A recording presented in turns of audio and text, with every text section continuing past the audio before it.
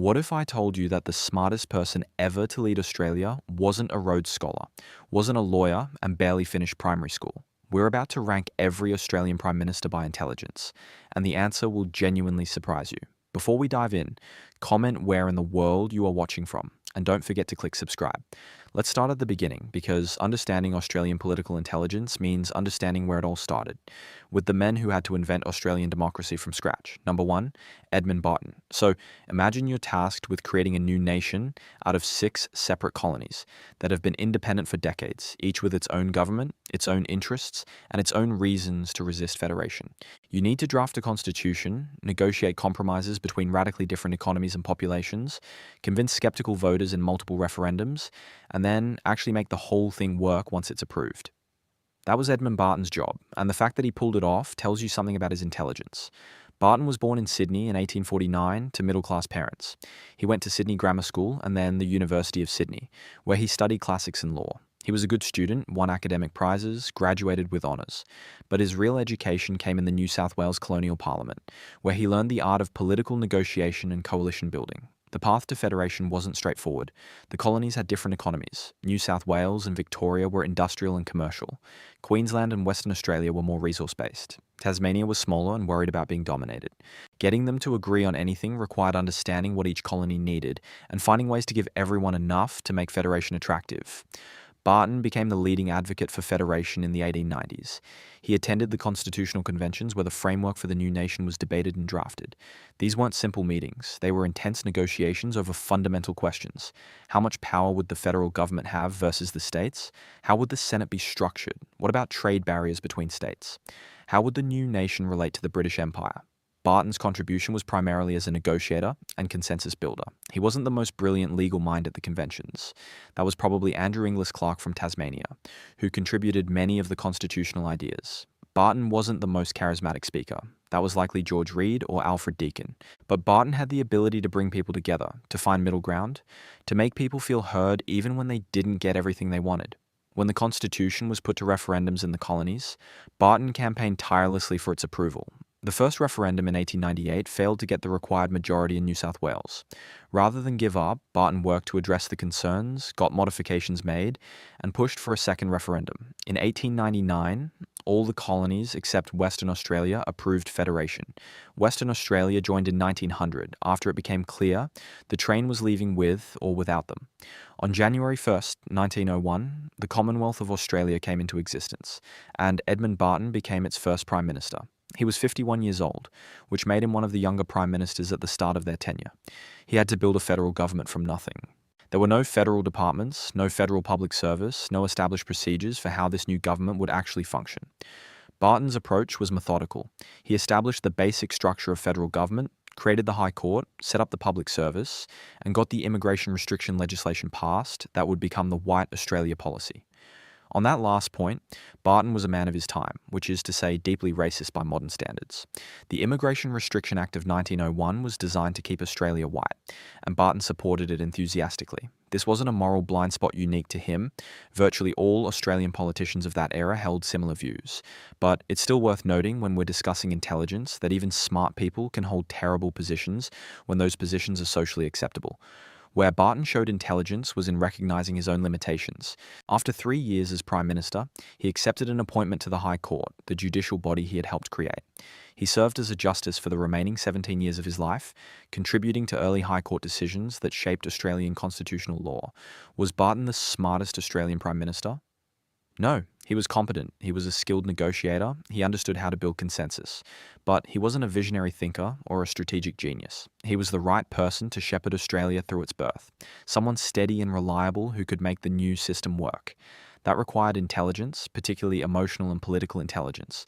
But it wasn't the kind of brilliance that leaves you stunned. Barton's lasting contribution was stability. He could have been a disaster. The first Prime Minister of a new nation often is, because they're making it up as they go. Barton made it up competently, which is harder than it sounds. He established norms and procedures that lasted. He set a tone of constitutional propriety and respect for parliamentary process.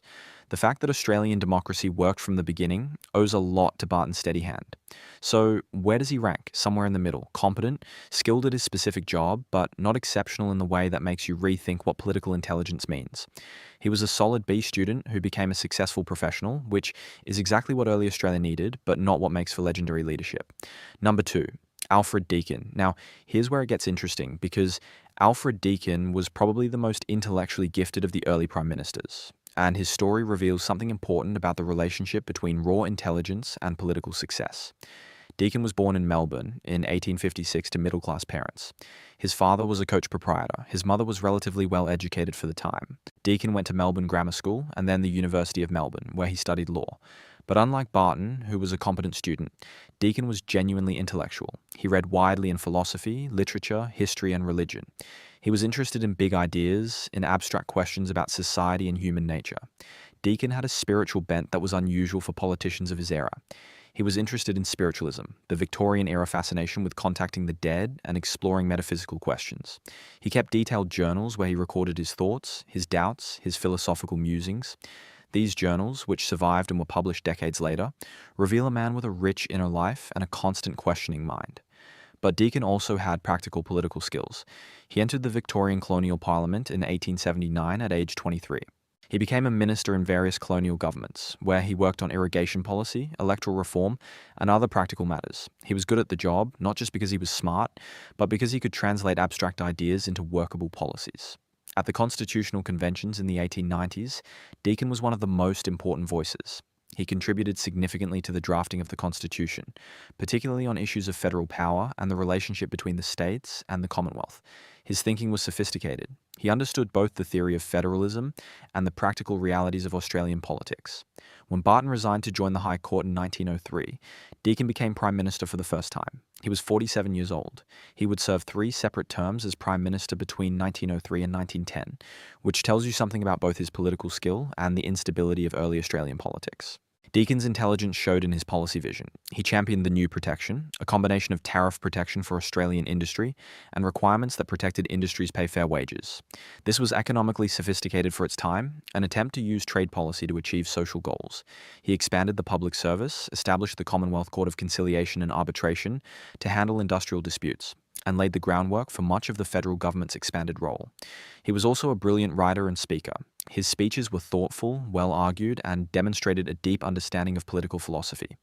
He wrote extensively, including anonymous reports for a London newspaper about Australian politics that were remarkably insightful and self-aware. When these reports were later discovered to have been written by Deakin himself, people were stunned by how objectively he could analyze his own government and political situation. But here's where Deakin's story gets complicated, because high intelligence doesn't automatically mean effective leadership.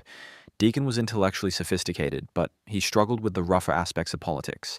He had difficulty managing his party, he made strategic errors, and he sometimes let his idealism get in the way of practical politics. In 1909, Deakin made what might have been the biggest strategic mistake of his political career. The Australian political landscape at that time was fragmented between the Free Trade Party, the Protectionist Party, and the growing Labor Party. Deakin led the Protectionists, but they didn't have a majority. Rather than continuing to work with Labor, which had been supporting his government, Deakin engineered a merger with his former free trade opponents to create a new party that could block Labor from power. This merger, which created what would eventually become the Liberal Party, was called the Fusion.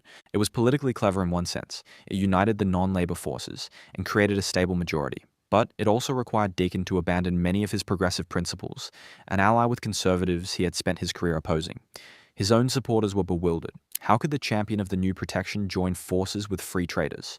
Deakin justified it as necessary to stop Labor, which he had come to see as dangerously radical. But the fusion government lasted only a year before Labor won the 1910 election anyway. Deakin had compromised his principles and alienated his supporters for a temporary political advantage that didn't even last. His final years in politics were marked by declining influence. He lost the Liberal leadership in 1913 and retired from Parliament in 1913. He spent his remaining years writing his memoirs and reflecting on his political career. He died in 1919 at age 63, largely forgotten by a public focused on World War I and its aftermath. So, how do we assess Deakin's intelligence? He was clearly brilliant in the traditional sense. He was widely read, intellectually curious, capable of sophisticated analysis. His contributions to Australian federalism and his policy innovations showed creative thinking and the ability to connect abstract principles to practical governance. But he also made significant strategic errors, particularly the fusion, that undermined his long-term influence. His idealism sometimes clouded his political judgment. He was better at thinking about politics than at the rough work of managing parties and coalitions. This is important because it shows that intelligence in political leadership isn't just about cognitive ability. It's about judgment, about knowing when to compromise and when to stand firm, about reading people and situations accurately.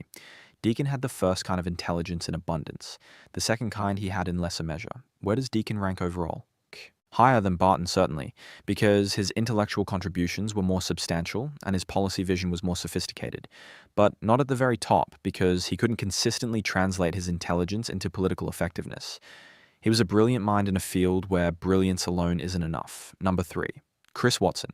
Here's a name most Australians don't know, but Chris Watson's story tells us something crucial about different types of intelligence and why formal education isn't always the best measure. John Christian Watson was born in Valparaiso, Chile in 1867. His father was a British sailor, his mother was Chilean. His father died when Watson was young, and his mother remarried and moved the family to New Zealand, then to Australia when Watson was still a child.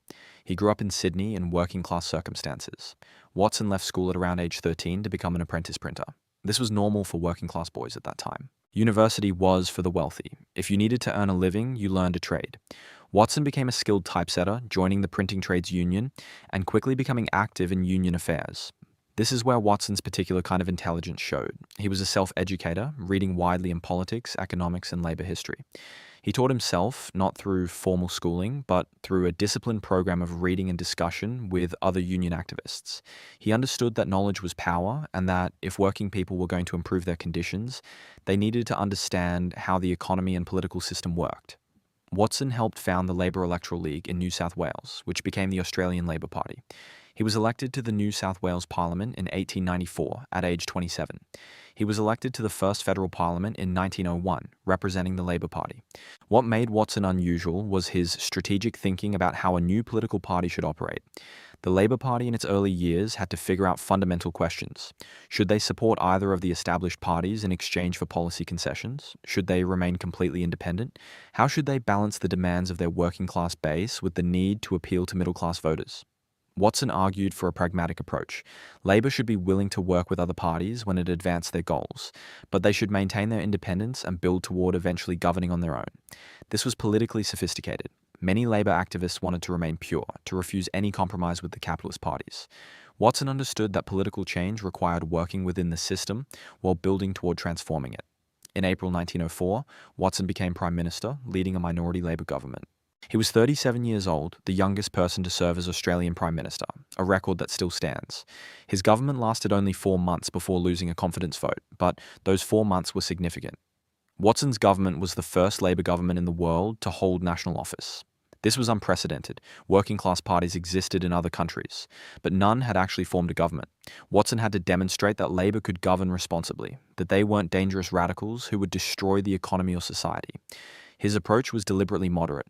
He pursued incremental reforms, managed government competently, and avoided anything that would panic the middle class or business interests. When his government fell in August 1904, it wasn't because of any disaster or scandal. It was simply because they didn't have the numbers in Parliament to maintain confidence. Watson continued to lead the Labor Party in opposition. He maintained the strategy of being willing to work with other parties when it served Labor's interests. But in 1907, he resigned as leader, citing health concerns and personal reasons. He was only 40 years old. Watson remained in Parliament until 1910, when Labor won its first majority government under Andrew Fisher. Watson chose not to serve in Fisher's cabinet, instead focusing on his business interests. He had become involved in publishing and other ventures. He remained politically active, but from outside Parliament.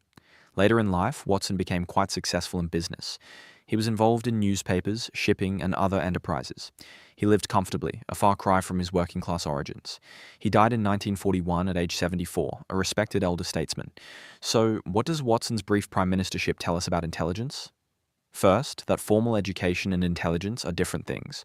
Watson had minimal schooling, but was self-educated and intellectually curious.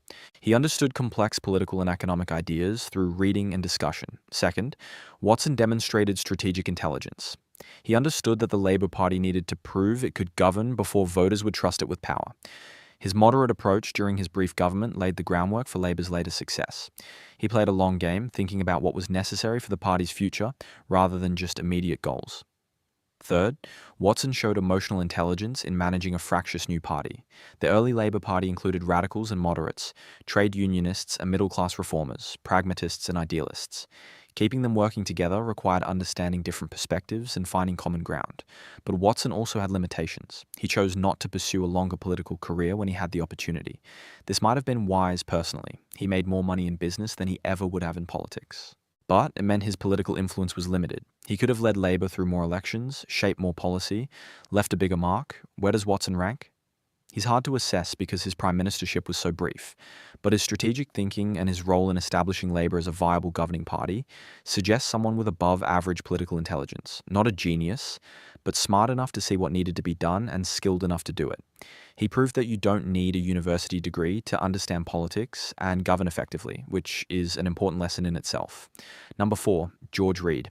Now, we come to someone who was brilliant in his own way, but demonstrated that intelligence without discipline or strategic vision can be a liability. George Read was sharp, witty, and capable of sophisticated economic thinking. He was also impulsive, inconsistent, and ultimately frittered away his political capital through poor decisions. Read was born in Scotland in 1845 and came to Australia with his family as a child. He grew up in Melbourne, then moved to Sydney. He studied law privately while working as a public servant, was admitted to the bar, and practiced law. He entered the New South Wales Colonial Parliament in 1880. Read's intelligence showed early. He was an exceptional speaker, quick-witted and devastating in debate. He could think on his feet, demolishing opponents' arguments with logic and humour. He became known for his wit, which was sharp enough to cut, but usually delivered with enough charm to avoid making permanent enemies. In the 1890s, depression that devastated the Australian economy, Read became Premier of New South Wales. He was a free trader who believed in limited government and fiscal responsibility. He cut government spending, reduced the public service, and tried to balance the budget during an economic crisis. This was politically courageous and economically defensible, though it made him many enemies among those who lost their jobs. Read was one of the key figures at the constitutional conventions in the 1890s. He was initially skeptical of federation, worried about how it would affect New South Wales's dominant economic position. But he came around and became a supporter, though a cautious one. His speeches at the convention showed a sophisticated understanding of economics and constitutional law. When Barton resigned as Prime Minister in 1903 and Deakin took over, Read led the free trade opposition. He became Prime Minister himself in 1904, when Deakin's first government fell. Read's government lasted 11 months before Labour withdrew support and he lost confidence. Here's where Read's intelligence meets his limitations. He was smart enough to understand complex issues and articulate clear positions. But he was inconsistent, earning the nickname Yes-No Read because of his tendency to argue both sides of questions. He could see merit in multiple perspectives, which is intellectually honest but politically confusing. Voters and colleagues never quite knew where he stood. Read was also undisciplined in his personal habits. He was enormously fat, weighing well over 250 pounds at a time when most men were much leaner. This was partly genetics and partly his love of good food and drink. His size became a target for political cartoonists and critics. Once, when a heckler at a political rally shouted, "What are you going to call the baby George?" referring to Read's prominent belly, Read shot back. "If it's a boy, I'll call him after myself. If it's a girl, I'll call her Victoria. But if it's just wind, I'll call it after you." The crowd loved it, but the fact remained that Read's lack of self-discipline in his personal life raised questions about his judgment.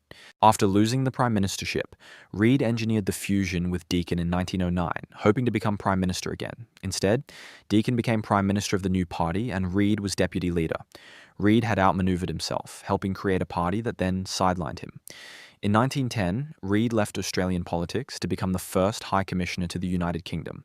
He spent the rest of his career in Britain, was knighted, and died there in 1918. Read's intelligence was real, but poorly applied. He could analyze complex issues, he could debate brilliantly, he could see multiple sides of questions. But he couldn't build a lasting political movement, couldn't maintain consistent positions, and couldn't discipline himself to play the long game. He was too clever by half, as the saying goes. His wit and intellectual agility made him entertaining, but not effective as a sustained leader. Where does Read rank? Lower than his raw intelligence might suggest, because intelligence without strategic thinking and discipline doesn't achieve lasting results. He was smarter than many prime ministers, but less effective than several who were less intellectually gifted. That's an important lesson about what political intelligence actually means. Number 5, Andrew Fisher. So here's someone who completely destroys the idea that you need formal education to be politically intelligent. Andrew Fisher left school at age 10 to work in coal mines. He had less formal education than almost any other Australian Prime Minister. Yet he served 3 terms, implemented transformative policies, and demonstrated strategic thinking that shaped modern Australia. Fisher was born in Scotland in 1862 to a poor family. His father was a coal miner, and young Andrew followed him into the mines as a child. This wasn't unusual for working-class Scottish families. You started working as soon as you were physically able. Education was a luxury for people who didn't need to eat, but Fisher was curious and determined. He educated himself by reading whatever he could find, attending workers' education classes at night, and participating in union discussions about politics and economics. He became active in the Scottish Miners' Union, learning the skills of negotiation and collective action. In 1885, at age 23, Fisher emigrated to Queensland seeking better opportunities. He worked in coal mines around Gympie, again becoming active in union organising. He was elected to the Queensland Parliament in 1893, representing the new Labour Party. He was 31 years old, a former coal miner with a thick Scottish accent and no formal education beyond primary school. What Fisher lacked in formal training, he made up for in practical intelligence and work ethic. He studied parliamentary procedure, taught himself the details of legislation, and developed a reputation for thorough preparation. When he spoke in Parliament, he knew his facts. When he debated policy, he understood the technical details. Fisher was elected to the federal parliament in 1901. He became deputy leader of the Labour Party in 1905 and leader in 1907 when Chris Watson resigned. He was 45 years old, leading a party that was growing in strength but had never won a majority government. Fisher's first term as Prime Minister came in 1908 when Labour briefly formed a minority government. It lasted only 6 months, but Fisher used the time to demonstrate Labour's competence. He introduced legislation for old age pensions, the foundation of Australia's social welfare system. The legislation passed with support from other parties who recognised its political popularity. Fisher's real achievement came after the 1910 election, when Labour won the first majority government in Australian history. Fisher was 48 years old, and he finally had the power to implement his vision. What followed was one of the most legislatively productive periods in Australian political history. The Fisher government established the Commonwealth Bank, which gave the federal government its own bank and reduced reliance on private financial institutions. They introduced land taxes to break up large estates and encourage small farming. They expanded the Navy, building up Australia's defence capabilities. They established maternity allowances, providing financial support for mothers. They created the Australian Capital Territory, setting aside land for the future national capital. This wasn't random legislation. Fisher had a coherent vision of using federal power to create a more equitable society and a stronger nation. He understood that Labour's working class base needed concrete improvements in their lives, but he also understood that Labour needed to appeal to the middle class and demonstrate national leadership. Fisher's intelligence showed in his political management. He kept his party united despite internal tensions between moderates and radicals. He maintained good working relationships with the public service, understanding that effective government required competent administration. He managed the economy carefully, avoiding the kind of fiscal crises that could discredit Labour. In 1913, Labour lost office to the Liberal Party under Joseph Cook, but the Cook government was weak, holding only a 1-seat majority in the House and facing a hostile Senate. An election was called in 1914, and Fisher returned as Prime Minister for his 3rd term. This 3rd term was dominated by World War I, which began in August 1914. Fisher made the famous declaration that Australia would support Britain to the last man and the last shilling, committing Australia fully to the war effort. Whether this was wise is debatable. Australia suffered enormous casualties in a war that had little direct relevance to Australian security. But Fisher believed in the Empire connection and in supporting Britain. The strain of wartime leadership took its toll on Fisher. He was 52 years old, had been in intense political battles for over 20 years, and was exhausted. In October 1915, he resigned as Prime Minister and accepted an appointment as Australian High Commissioner to London. He served in that role until 1921, then retired. Fisher returned to Australia in 1928 and lived quietly until his death in 1928 at age 66. By the time he died, the Labour Party he had led had split and reformed. The political landscape had changed dramatically, and many of his achievements were taken for granted. How do we assess Fisher's intelligence? He had minimal formal education, but enormous practical intelligence. He understood how to build political movements, how to pass legislation, how to manage government effectively. His policy achievements were substantial and lasting. The Commonwealth Bank, social welfare programs, and expansion of federal power all shaped modern Australia. Fisher also demonstrated strategic patience. He didn't try to implement radical change immediately. He built Labour's credibility gradually, proving they could govern responsibly before pursuing more ambitious reforms. This was politically intelligent, even if it frustrated some of his more radical supporters. Where Fisher ranks depends on how you value different types of intelligence. If you measure by formal education and abstract thinking, he ranks low. If you measure by practical achievement and political effectiveness, he ranks quite high. He proved that intelligence in political leadership is about results, not credentials. A coal miner with primary school education implemented more lasting reforms than several university-educated prime ministers combined. Number 6, Joseph Cook. And now we come to someone who proves that being educated and competent doesn't necessarily make you a great political leader. Joseph Cook had all the credentials, but his single term as prime minister was marked by weakness and failure to achieve anything significant. Cook was born in England in 1860 to a working-class family. Like Fisher, he started working in coal mines as a child. But unlike Fisher, Cook was more conservative politically.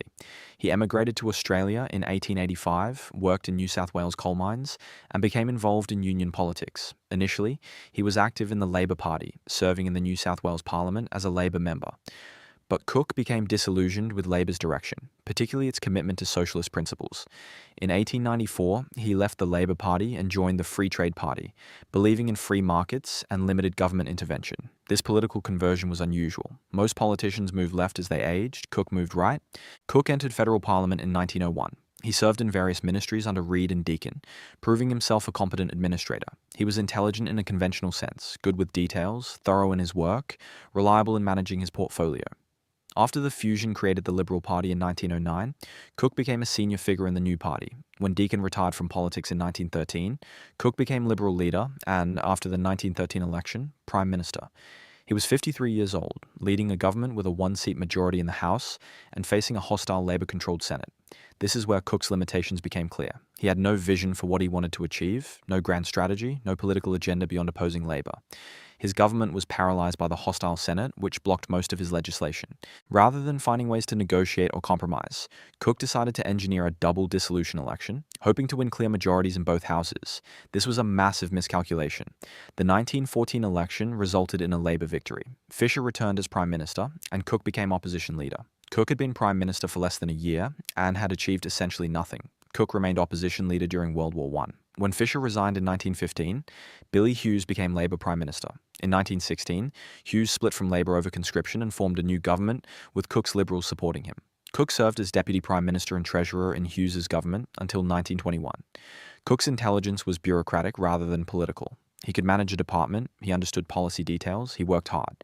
But he couldn't read political situations effectively, couldn't build coalitions, couldn't inspire or lead.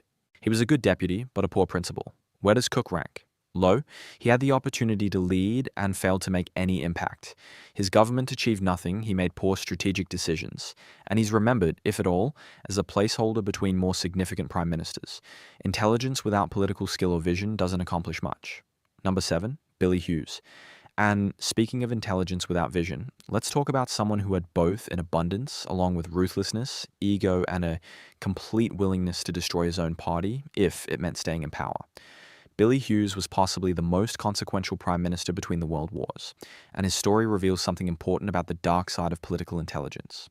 Hughes was born in London in 1862 to Welsh parents. His early life was difficult. His mother died when he was 7, his father remarried, and young Billy didn't get along with his stepmother. He left school at around age 11 or 12 and worked various jobs, teaching himself through voracious reading. He emigrated to Australia in 1884 at age 22, working as a cook on a ship to pay his passage. In Australia, Hughes worked a series of jobs before becoming involved in the labour movement. He helped organise unions, particularly among wharf workers and seamen. He was a skilled organiser and an exceptional speaker, despite having a high-pitched, raspy voice that should have been a liability but somehow wasn't. He made up for vocal limitations with sheer force of personality and rhetorical skill. Hughes entered the New South Wales Parliament in 1894 as a Labour member. He moved to federal parliament in 1901.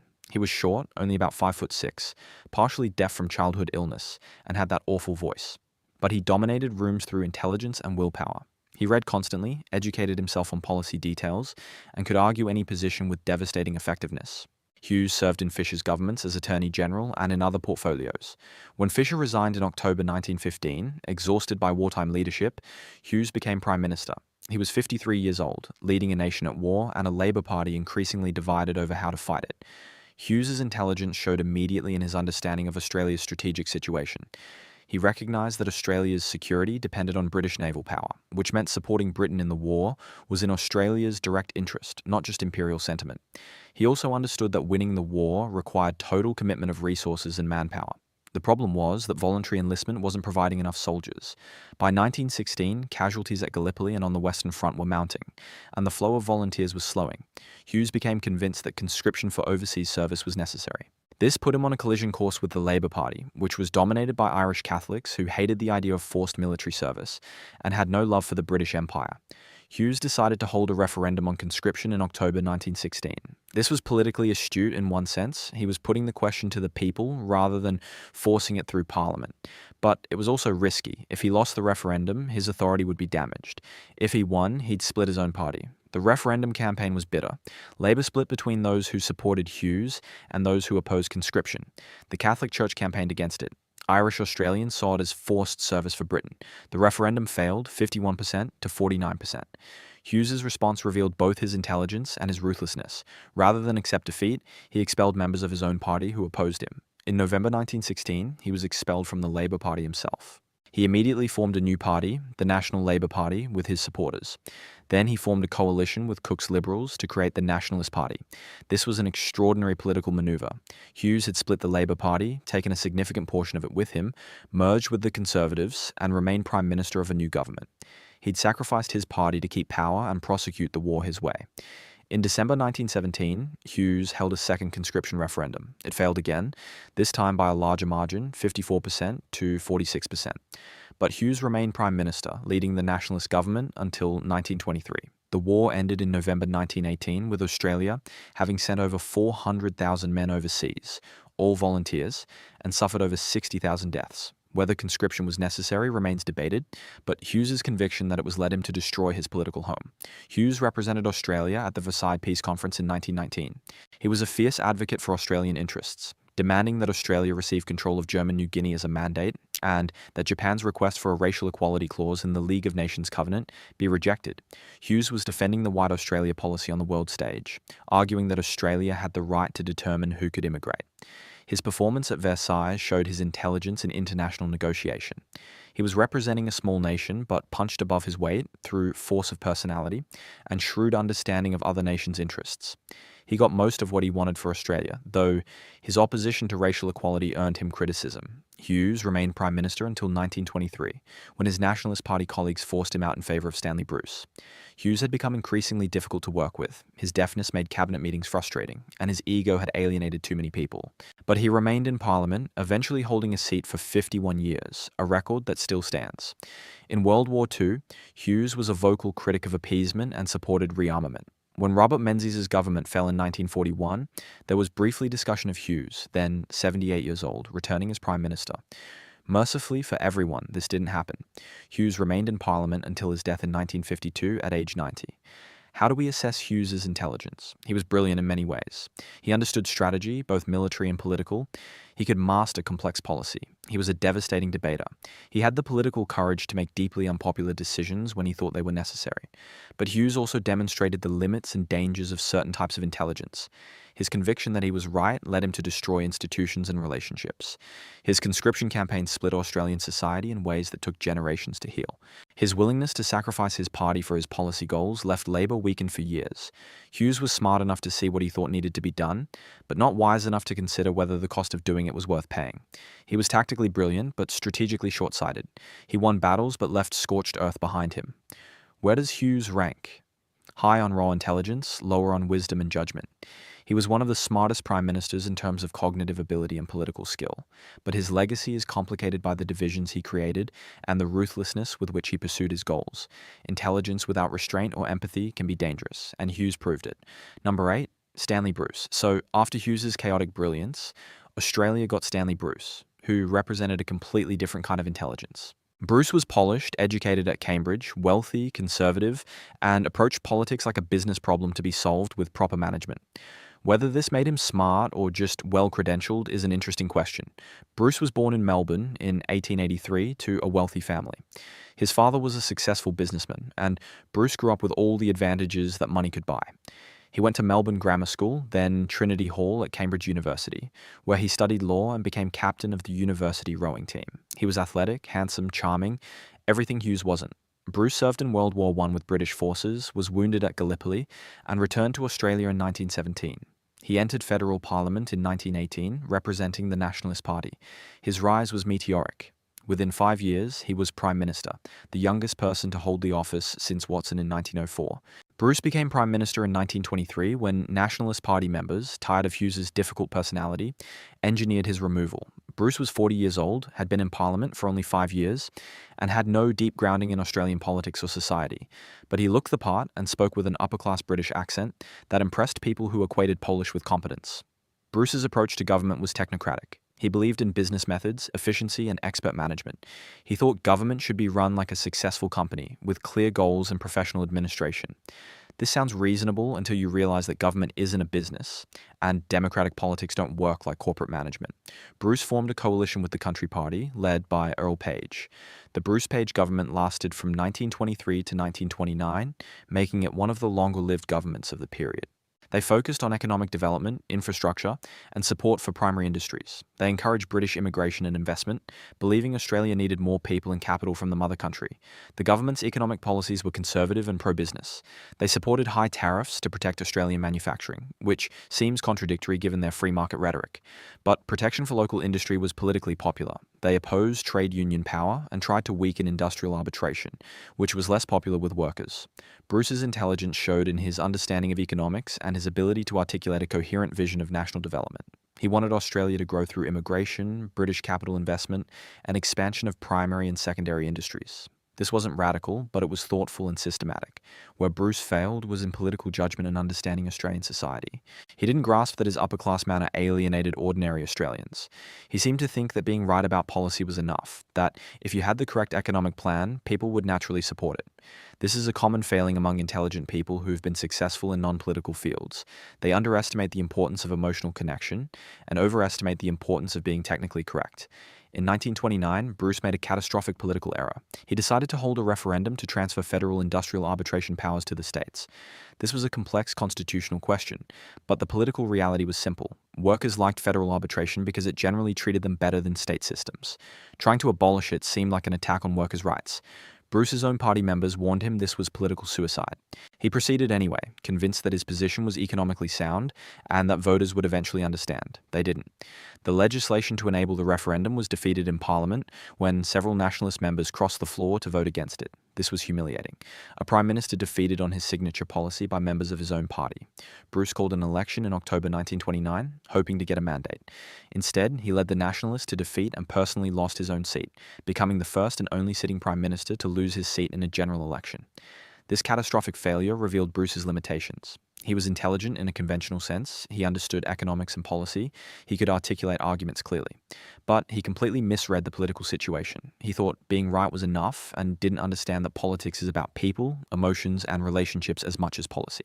Bruce's political career didn't end there. He returned to Parliament in 1931, served briefly in government, then became Australian High Commissioner to the United Kingdom from 1933 to 1945. He was elevated to the British peerage in 1947, becoming Viscount Bruce of Melbourne, the only Australian Prime Minister to receive a hereditary title. In his later career, Bruce was instrumental in establishing what became the CSIRO, Australia's National Science Agency. He was a strong advocate for scientific research and development, seeing it as crucial for national progress. This showed intelligence and foresight. His legacy in science policy is more substantial than his legacy as Prime Minister. Bruce died in London in 1967 at age 84. By then, the Australia he had known was transforming, and his type of upper-class conservative politics was becoming obsolete. How do we rank Bruce's intelligence? He was educated, articulate, and capable of sophisticated economic thinking. But he lacked political intuition, emotional intelligence, and understanding of how ordinary Australians thought and felt. He was smart in a classroom sense, but not particularly intelligent in the ways that matter for democratic leadership. Bruce proved that privilege and education can create an illusion of competence that masks fundamental limitations. He looked like what people thought a prime minister should look like, but appearance isn't substance. His catastrophic defeat in 1929 showed what happens when conventional intelligence meets political reality without the wisdom to navigate it. Number 9, James Scullin. And speaking of political reality, let's talk about James Scullin, who had the misfortune of becoming prime minister just as the world economy collapsed. Scullin was a self-educated Labour man who faced possibly the most impossible situation any Australian Prime Minister has ever confronted, and his story reveals the limits of intelligence when circumstances are simply overwhelming. Scullin was born in 1876 in Trawalla, Victoria, to Irish immigrant parents. His father was a railway worker, the family was poor, and Scullin left school at 14 to work on the railways himself. But like Fisher before him, Scullin was intellectually curious and self-educated. He read extensively, particularly in economics and labour history. Scullin became involved in the labour movement, working as an organiser and journalist. He edited a labour newspaper, The Echo, where he wrote articles on economic policy and workers' rights. He was intelligent and articulate, able to explain complex economic ideas in accessible language. He entered federal parliament in 1910, lost his seat in 1913, and returned in 1922. By 1928, Scullin was leader of the Federal Labour Party. When Bruce's government fell in the 1929 election, Scullin became Prime Minister in October 1929. He was 53 years old, leading a majority government at what seemed like an opportune moment. Then, 3 weeks after he took office, the New York stock market crashed, triggering the Great Depression. The timing was catastrophically bad. Australia's economy was heavily dependent on exports of wool, wheat, and minerals. When world prices collapsed, Australian export income collapsed with it. Unemployment skyrocketed, banks failed, government revenue plummeted. The entire economic system was in crisis. Scullin faced an impossible situation. Orthodox economic thinking at the time said governments should balance budgets during downturns, cutting spending to match reduced revenue. But cutting spending during a depression meant reducing government jobs and welfare payments, which made unemployment worse. The alternative, deficit spending to maintain employment, was considered fiscally irresponsible and likely to cause inflation or currency collapse. Scullin was intelligent enough to understand the economic arguments on both sides. He knew that cutting spending would cause terrible hardship. He also knew that running large deficits could destroy confidence in the Australian pound and make the crisis worse. There was no obviously correct answer, and every option involved choosing who would suffer. The situation was made worse by the fact that Australia's central banking functions were controlled by the Commonwealth Bank Board, which was dominated by conservative businessmen who opposed Labor. The Bank Board refused to provide the credit expansion that Scullin's government wanted, effectively blocking Labor's ability to fight the Depression through monetary policy. Scullin tried to navigate between the demands of his Labor Party base, who wanted aggressive action to create jobs and provide relief, and the economic constraints imposed by falling revenue, conservative financial institutions, and orthodox economic thinking. He ended up satisfying no one. The Labor Party split. Jack Lang, the Labor Premier of New South Wales, advocated defaulting on debt payments and radical economic policies. Joseph Lyons, Scullin's treasurer, argued for orthodox budget balancing.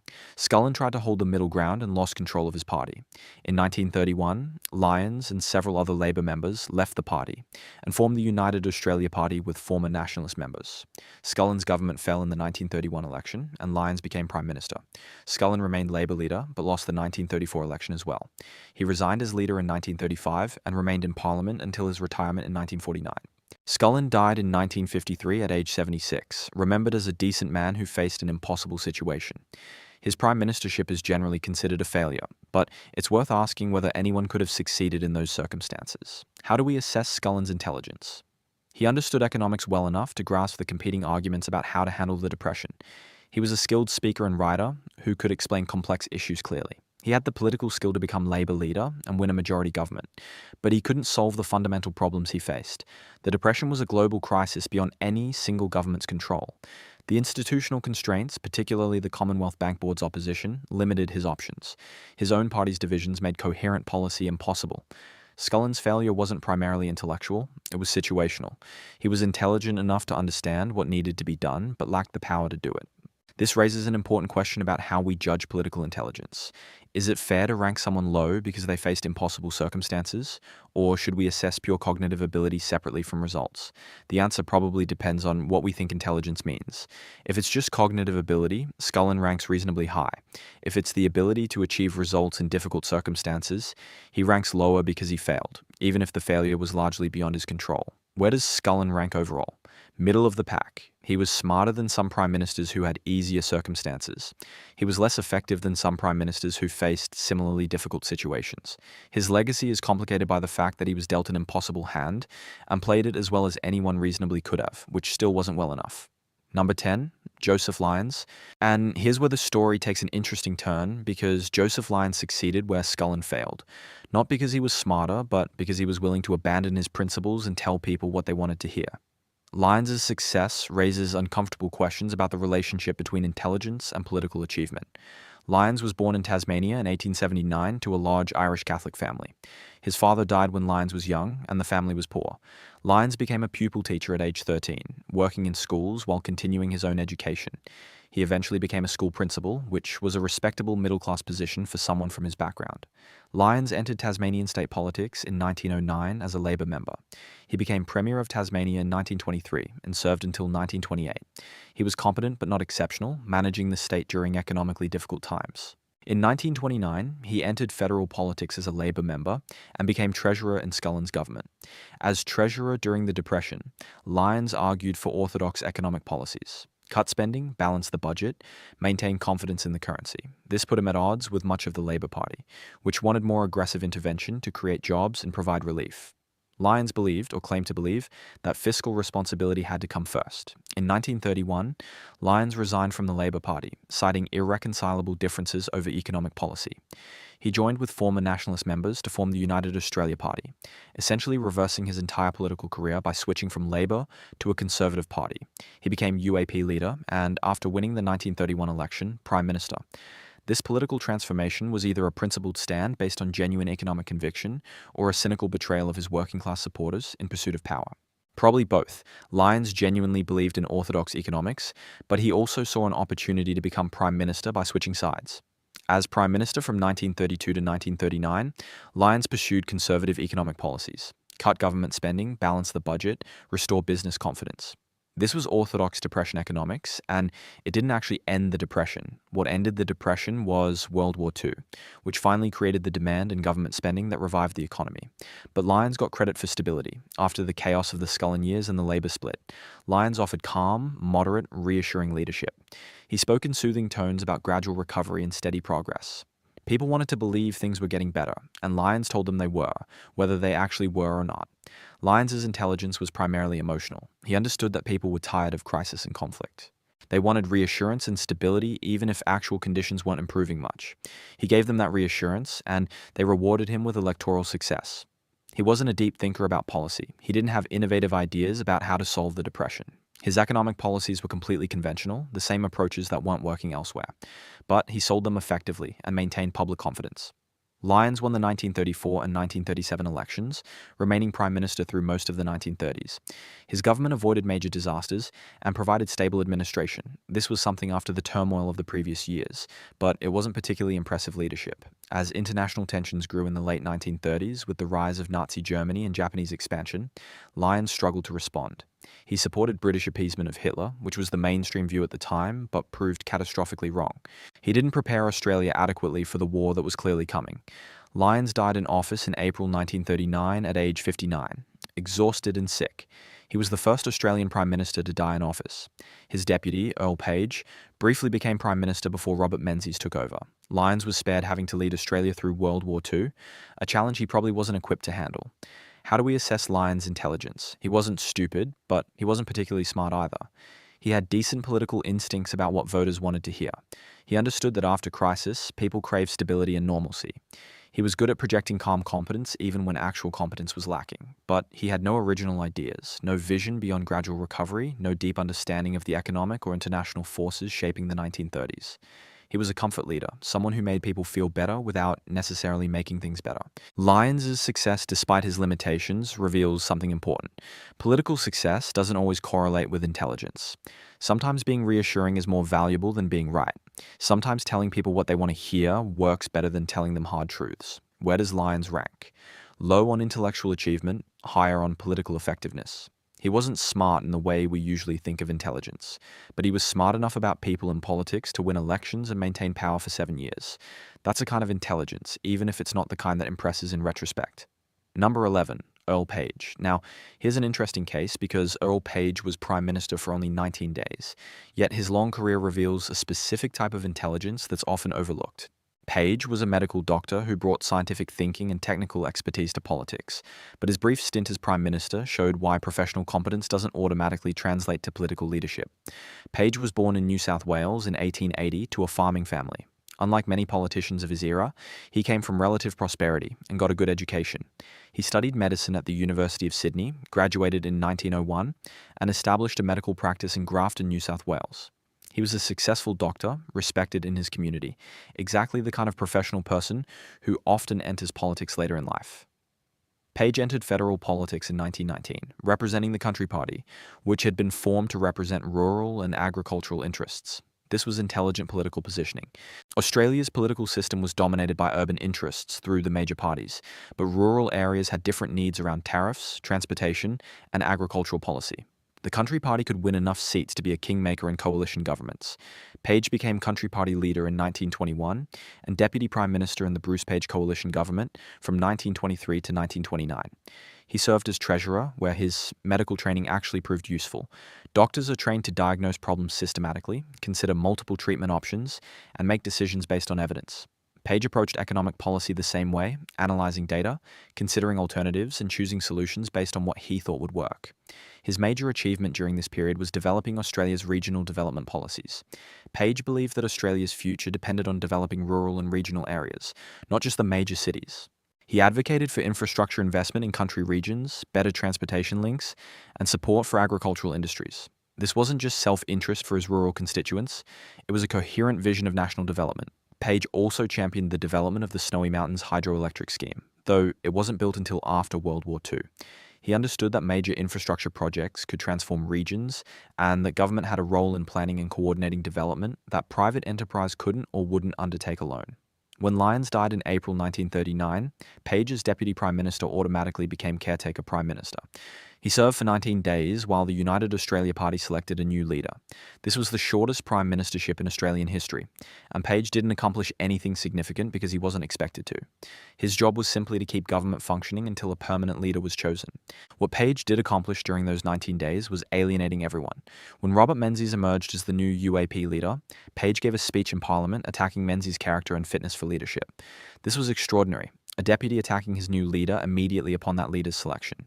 Page's criticisms may have had merit, Menzies did have limitations, but the public attack was politically destructive and pointless. This incident revealed Page's limitations. He was intelligent about policy and administration, but he had poor political judgment and let personal animosity override strategic thinking.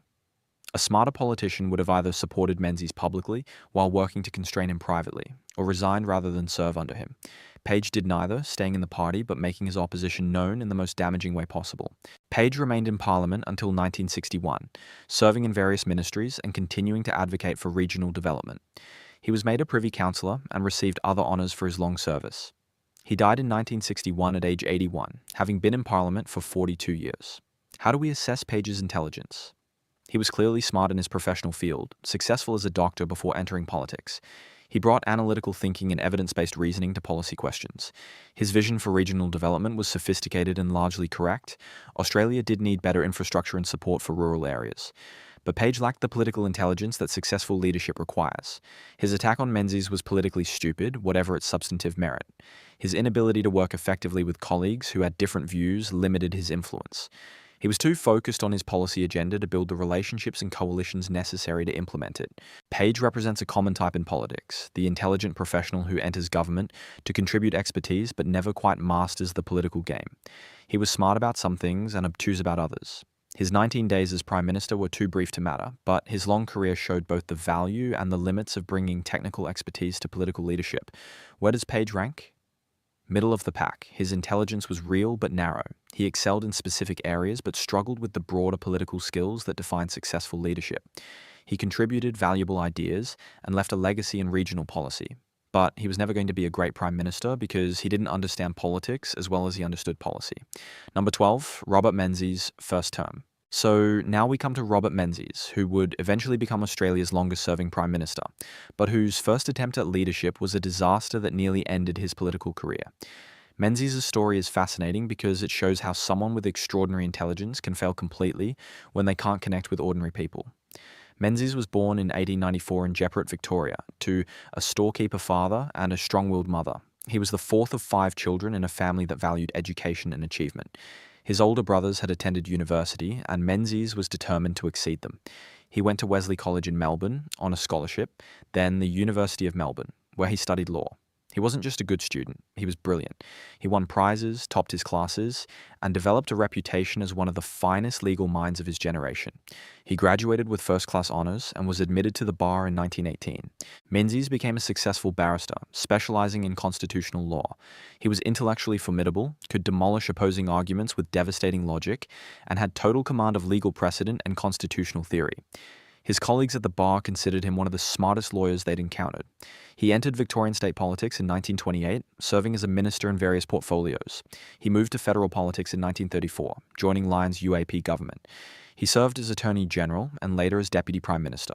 When Lyons died in 1939, Menzies emerged as UAP leader and became Prime Minister. Menzies was 44 years old, highly educated, supremely confident in his own abilities, and convinced that intelligence and competence were all that mattered in leadership. He was about to learn otherwise. His first prime ministership, from April 1939 to August 1941, coincided with the early years of World War II. This should have been his moment. He was intelligent enough to understand military strategy and international relations. He could articulate arguments clearly and debate effectively. He had all the tools for wartime leadership except the most important one, the ability to inspire and connect with ordinary Australians. Menzies' problem was that he seemed arrogant and disconnected.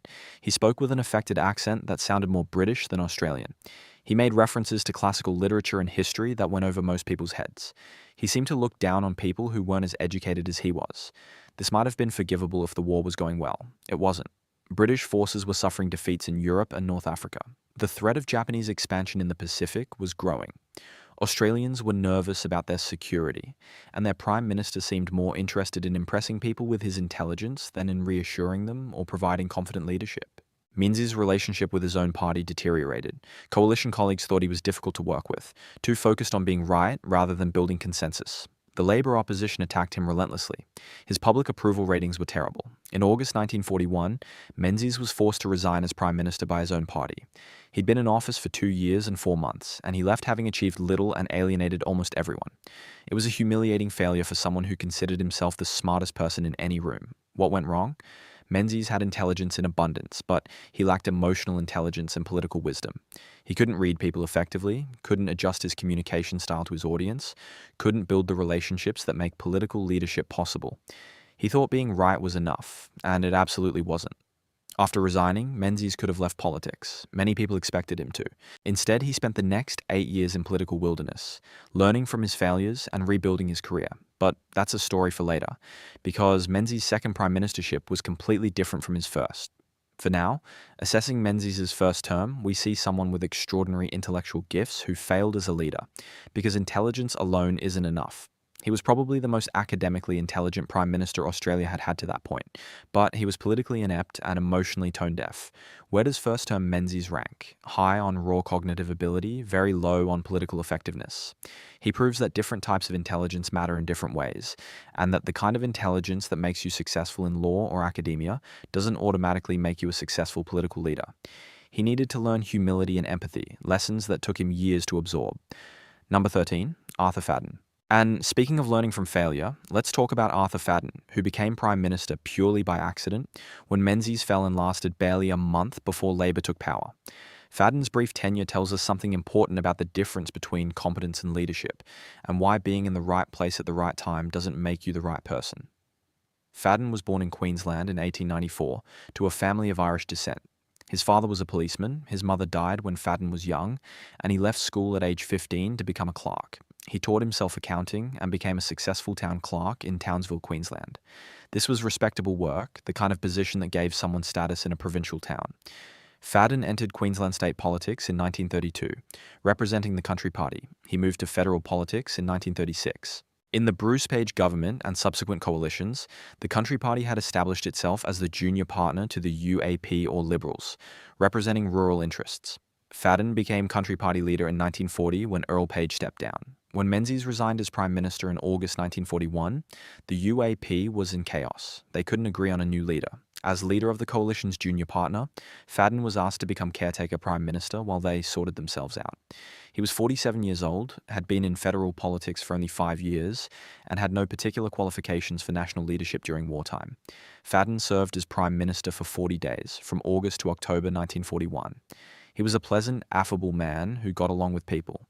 He was competent at administration and understood rural policy, but he had no vision for how to prosecute the war, no strategy for dealing with the growing Japanese threat, and no authority within his own coalition. What ended Fadden's prime ministership was simple arithmetic. The coalition held power by a single seat. Two independent members who had been supporting the government decided to switch their support to Labour. On October 3rd, 1941, Fadden lost a confidence vote and resigned. John Curtin became Prime Minister, and Labour would hold power for the next 8 years. Fadden's intelligence was practical rather than strategic.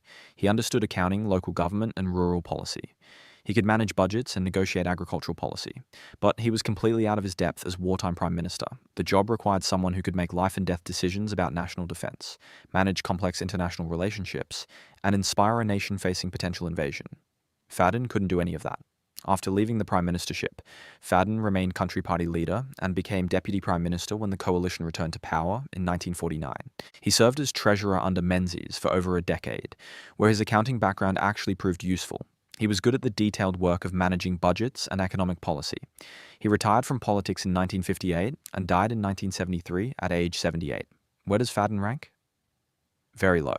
He was Prime Minister by accident, achieved nothing during his brief tenure, and is remembered mainly as a placeholder between Menzies and Curtin. He was competent in limited areas but lacked the intelligence or vision for national leadership. His 40 days as Prime Minister were too brief and too inconsequential to matter. Number 14, John Curtin. So now we come to someone who transforms our understanding of what political intelligence means. John Curtin was a recovering alcoholic with a nervous disposition and no university education, who became arguably Australia's greatest wartime leader. His story demonstrates that intelligence in crisis isn't about credentials or confidence. It's about judgment, courage, and the ability to make the right decisions when everything's at stake. Curtin was born in 1885 in Victoria to Irish Catholic parents. His father was a policeman, his family was working class, and Curtin left school at age 13 to work. He educated himself through reading, particularly labour history and political economy. He became active in the labour movement, working as a union organiser and journalist. Curtin struggled with alcoholism from his teenage years. He would drink heavily, sometimes disappearing for days. This wasn't recreational drinking, it was self-destructive behaviour driven by anxiety and what was probably undiagnosed depression. In 1916, at age 31, Curtin stopped drinking entirely. He never touched alcohol again for the remaining 29 years of his life. Curtin moved to Perth in 1917 to edit a Labour newspaper. He entered federal parliament in 1928, lost his seat in 1931, and returned in 1934. He became Labour leader in 1935, more or less by default. The Labour Party was fractured and demoralised after losing 3 consecutive elections. Nobody particularly wanted the leadership, so Curtin, who was respected but not ambitious, got the job. As opposition leader, Curtin supported the war effort after 1939, but criticised the Menzies government's handling of it. When Fadden's government fell in October 1941, Curtin became Prime Minister. He was 56 years old, leading a nation at war with limited military resources and facing a serious threat from Japan. 2 months after Curtin became Prime Minister, Japan attacked Pearl Harbor, invaded Malaya, and began its sweep through Southeast Asia. The threat to Australia was suddenly immediate and existential. British forces in Malaya were retreating. Singapore would fall in February 1942. The supposedly impregnable British fortress collapsed in a week, and suddenly Australia faced invasion with minimal defence forces. Curtin's response showed strategic intelligence of the highest order. He recognised that Britain couldn't protect Australia, that British priorities were focused on Europe and the Middle East, and that Australia needed to look to America for security. On December 27, 1941, Curtin published an article declaring that Australia looked to America, free of any pangs as to our traditional links with the United Kingdom. This was a revolutionary statement. For the entire history of white settlement, Australia had relied on British protection. The whole basis of Australian defence policy was the Royal Navy. Curtin was saying that relationship was over, that Australia's survival depended on American support, and that Australia would align itself with the United States rather than Britain. The British were furious. Churchill wanted Australian troops to remain in the Middle East, fighting for British interests. Curtin insisted they return to defend Australia. When Churchill tried to divert Australian troops to Burma against Curtin's orders, Curtin sent direct messages demanding their return. The troops came home. This confrontation with Churchill showed Curtin's strategic clarity. He understood that Australia's interests and Britain's interests had diverged, that Churchill would sacrifice Australian security for British strategic goals, and that Australia needed to assert its independence. This required courage. Curtin was defying the great wartime leader of the empire. contradicting Australia's traditional relationship with Britain and gambling that America would fill the gap. The gamble worked. General Douglas MacArthur established his Southwest Pacific headquarters in Australia. American troops and resources flowed to the Pacific Theatre. Australian and American forces fought together in New Guinea, gradually pushing back the Japanese advance. By mid-1943, the direct threat to Australia had receded. Curtin's leadership during this period was remarkable. He worked himself nearly to death, managing the war effort, maintaining public morale, negotiating with the Americans and British, holding his Labour Party together. He suffered from stress-related health problems, but kept working. He understood that Australia's survival was at stake and that he was the only person who could navigate the crisis. Curtin's intelligence was primarily strategic and emotional. He wasn't an intellectual or a policy expert. He didn't have Menzies' legal brilliance or Deakin's philosophical sophistication, but he could read complex situations accurately, make difficult decisions quickly, and communicate with people in ways that built trust and confidence. His ability to manage relationships was extraordinary. He maintained a strong partnership with his treasurer, Ben Chifley. He worked effectively with the Americans without being subordinated to them. He stood up to Churchill without completely alienating Britain. He kept the Labour Party united despite internal tensions. All of this required emotional intelligence and political skill of the highest order. Curtin's health deteriorated badly from 1944 onward.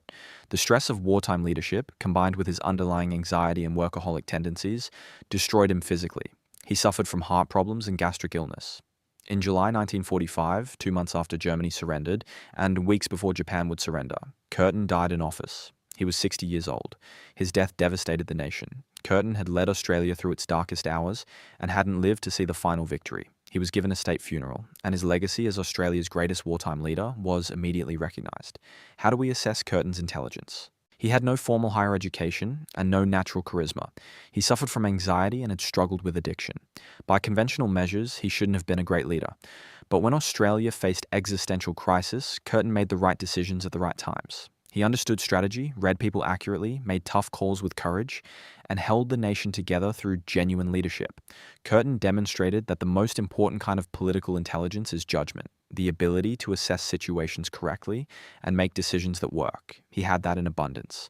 He also had moral courage, the willingness to do what needed to be done, regardless of political cost. These qualities mattered more than credentials or conventional intelligence. Where does Curtin rank? Very high. He was probably not the most intellectually gifted prime minister in terms of raw cognitive ability, but he was one of the smartest in the ways that actually mattered. He saved Australia through superior judgment and courage. That's a kind of intelligence that transcends educational credentials. Number 15, Ben Chifley. So, when Curtin died in July 1945, his treasurer and deputy, Ben Chifley, became prime minister. Chifley was another self-educated Labour man who proved that practical intelligence and principled leadership can achieve extraordinary things, even if those achievements come with significant costs.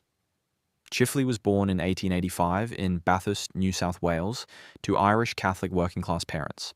His father was a blacksmith and the family had little money. Chifley left school at 14 to become an apprentice in the railway workshops. He became a train driver, a skilled working-class occupation that provided decent income and union solidarity. Chifley educated himself through reading and union involvement. He studied economics, political theory, and labour history. He became active in the Australian Workers' Union and the Labour Party. He entered federal parliament in 1928, lost his seat in 1931 during Labour's electoral disaster, and returned in 1940. Curtin made Chifley treasurer in 1941, recognising his grasp of economics and his administrative competence.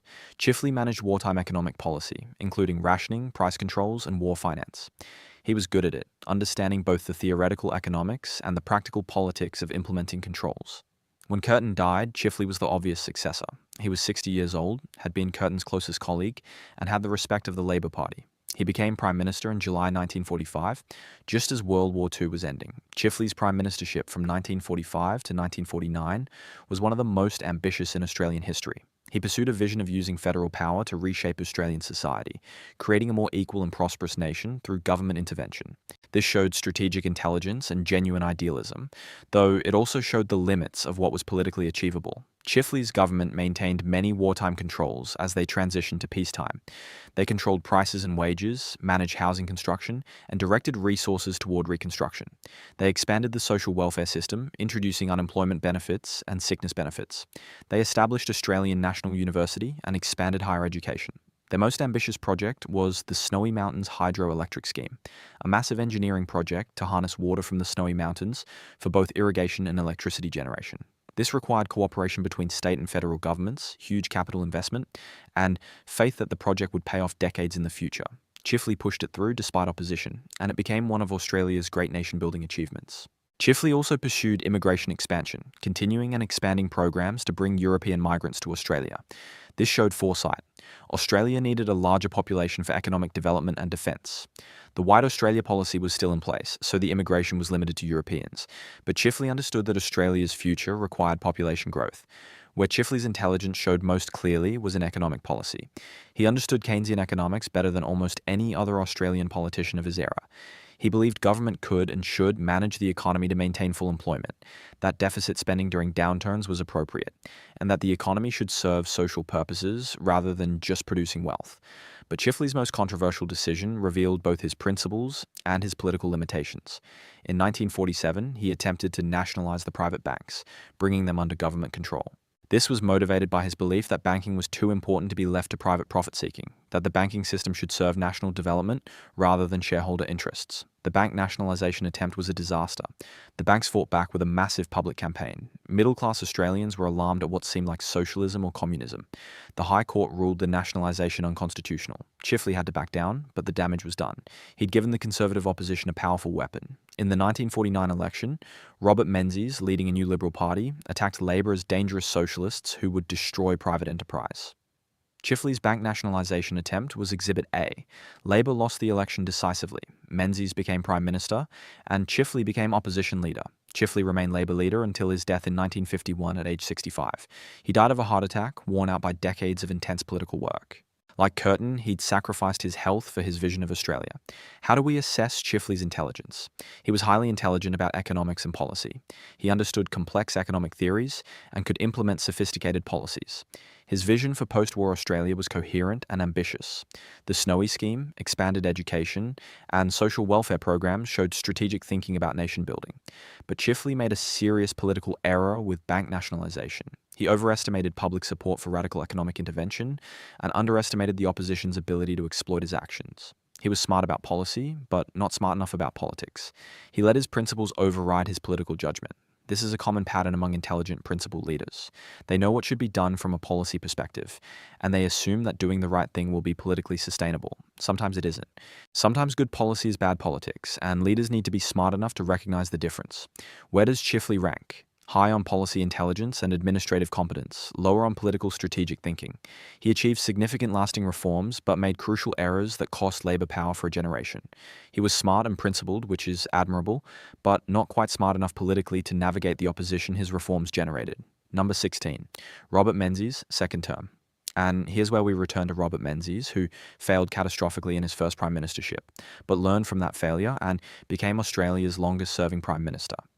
Menzies' second act is one of the most remarkable transformations in Australian political history, and it reveals something crucial about the relationship between intelligence and wisdom. After resigning in humiliation in 1941, Menzies spent 8 years in political wilderness. He remained in Parliament, but had limited influence. The UAP collapsed, and Menzies helped create a new Liberal Party in 1945. He became opposition leader, but lost the 1946 election to Chifley. What changed between the Menzies, who failed in 1941, and the Menzies who dominated Australian politics from 1949 to 1966? Not his raw intelligence, that remained constant. What changed was his emotional intelligence, his political judgment, and his understanding of how to connect with ordinary Australians. The second-term Menzies toned down his intellectual arrogance. He still made classical references and demonstrated his education, but he did it with humour and self-deprecation rather than condescension. He learned to speak to people at their level rather than talking down to them. He developed a common touch that had been completely absent in his first term. Menzies also became a brilliant political strategist. He positioned the Liberal Party as the defender of the forgotten people, the middle class who worked hard, owned homes, and worried about communism and socialism. He exploited Labor's bank nationalisation attempt masterfully, framing it as proof that Labor would destroy private enterprise and individual freedom. In the 1949 election, Menzies defeated Chifley and began a prime ministership that would last 16 years. This is still the longest tenure in Australian history. During that time, Menzies shaped modern Australia in fundamental ways, and his success showed that intelligence combined with experience and wisdom can be extraordinarily effective. Menzies' economic policies were conservative but pragmatic. He supported private enterprise but maintained many of the government programs that Labour had established. He expanded universities and supported scientific research. He understood that Australia needed education and innovation to develop economically. His foreign policy was firmly aligned with the United States and Britain. He committed Australian troops to the Korean War, the Malayan Emergency, and eventually Vietnam. He was a staunch anti-communist who believed that containing communist expansion in Asia was in Australia's vital interest. Whether this was wise remains debated, but it was based on a coherent strategic vision. Menzies' greatest achievement was probably political stability. After the chaos of the war years and the partisan battles of the immediate post-war period, Menzies provided steady, competent government. He didn't pursue radical reforms, but he didn't need to. Australia's economy was growing, living standards were rising, and most people were reasonably content. His intelligence showed in his ability to manage the Liberal Party and the coalition. He kept the Liberals and Country Party working together for 16 years, which required constant negotiation and compromise. He managed talented but egotistical ministers without letting them undermine his authority. He maintained discipline and unity in ways that his first-term self never could have. Menzies also demonstrated sophisticated understanding of public opinion. He knew when to push issues and when to back off. He knew how to frame debates in ways that favoured his positions. He was a masterful communicator who could make conservative policies sound like common sense rather than ideology. The second-term Menzies wasn't perfect. His government's handling of the 1955 Petrov affair, using claims of Soviet espionage for political advantage, was cynical. His commitment to the Vietnam War became increasingly questionable as the conflict dragged on. His social policies on issues like Indigenous rights and immigration were conservative even by the standards of his time. But he was undeniably effective. He won 7 consecutive elections. He shaped Australian institutions and politics in ways that lasted decades after he retired in 1966. He proved that someone who failed dramatically could learn, adapt, and become successful through intelligence combined with experience. How do we assess the second-term Menzies? His raw intellectual ability was the same as his first term, but he'd gained wisdom and emotional intelligence. He learned to connect with people, to read political situations accurately, to manage relationships effectively. He transformed from a brilliant failure into a successful leader by adding wisdom and emotional intelligence to his cognitive gifts. Where does second-term Menzies rank? Very high, not the absolute highest, because his achievements were more about stability and management than transformative vision. But he demonstrated that intelligence, when combined with the wisdom to learn from failure and the emotional intelligence to connect with people, can be extraordinarily effective. He's proof that different types of intelligence matter, and that they can be developed over time. Number 17, Harold Holt. And speaking of different types of intelligence, let's talk about Harold Holt, who had all the conventional markers of success, but whose brief prime ministership ended in the most bizarre way imaginable. Holt's story reveals that competence in normal circumstances doesn't necessarily prepare you for crisis, and that sometimes intelligence isn't enough when luck runs out. Holt was born in Sydney in 1908 to a theatrical family. His parents separated when he was young, and Holt was raised partly by his father and partly in boarding schools. He went to Wesley College in Melbourne, then the University of Melbourne, where he studied law. He was a good student, athletic, popular, everything you'd expect from someone who would become a successful politician. Holt entered federal parliament in 1935 at age 27, representing the UAP. He was young, energetic, and ambitious. He served in various ministries and established himself as a capable administrator. When Menzies formed the Liberal Party and became Prime Minister in 1949, Holt was one of his key ministers. Holt served as Minister for Labour and National Service, then as Treasurer. He was competent in both roles, managing industrial relations and economic policy effectively. He wasn't brilliant or innovative, but he was reliable and skilled at implementing policy. He became Menzies' deputy and heir apparent. In 1966, Menzies retired after 16 years as Prime Minister. Holt, at age 57, became Prime Minister. He'd been groomed for the job for years and seemed ready to continue Menzies' policies with minor modifications. His slogan was "Steady as we go," which perfectly captured his approach to leadership. Holt's intelligence was primarily administrative. He understood how government worked, how to manage bureaucracies, how to implement policy. He was good at the detailed work of governing, but he lacked strategic vision and political imagination. He was designed to be a good deputy, not necessarily a transformative leader. As Prime Minister, Holt pursued largely conventional policies. He continued Menzies' economic approach, maintained the Liberal Country coalition, and supported the American alliance. His most controversial decision was to increase Australia's commitment to the Vietnam War, sending more troops and providing stronger public support for American policy. This Vietnam commitment was where Holt's limitations showed. He told President Lyndon Johnson that Australia would go all the way with LBJ, a statement that was meant to show solidarity but came across as subservient. The Vietnam War was becoming increasingly unpopular in Australia, with growing anti-war protests and public skepticism about the conflict. Holt either didn't recognise the shift in public opinion or didn't know how to respond to it. Holt also faced domestic challenges. He called a referendum to give the federal government power to make laws regarding Indigenous Australians and to include them in the census. This passed with over 90% support, one of the most successful referendums in Australian history. It showed that Holt was capable of reading public sentiment on some issues, even if he struggled with Vietnam. But Holt's prime ministership would be defined by how it ended, not by what he achieved. On December 17, 1967, Holt went swimming at Cheviot Beach near Portsea, Victoria. He was a strong swimmer and knew the area well. He went into rough surf despite warnings from friends. He disappeared. His body was never found. The disappearance triggered one of the largest search operations in Australian history. Navy divers, helicopters, volunteers searched for days. Nothing was found. Holt had simply vanished into the ocean. Conspiracy theories immediately emerged. Was he a Chinese spy who'd been extracted by submarine? Had he committed suicide? Was it a secret affair gone wrong? The reality was almost certainly simpler and sadder. Holt was 59 years old, had been working under intense stress, was in rougher water than he realized, and either had a heart attack or was pulled under by the current. He drowned. The ocean didn't care that he was Prime Minister. Holt's death was shocking precisely because it was so random.